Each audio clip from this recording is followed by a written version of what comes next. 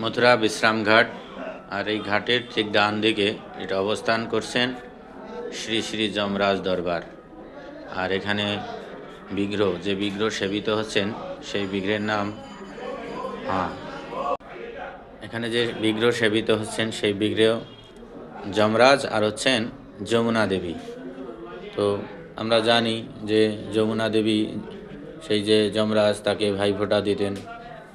যেমনটা বলা হয় যে ভাইয়ের জমের দুয়ারে পড়লো কাটা,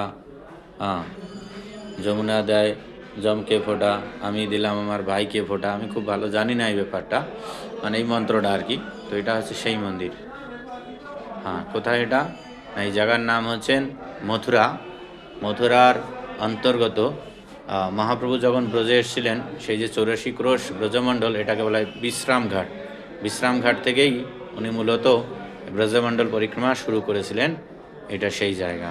আপনারা যখন আসবেন তখন এই বিগ্রহের অবশ্যই দর্শন করবেন।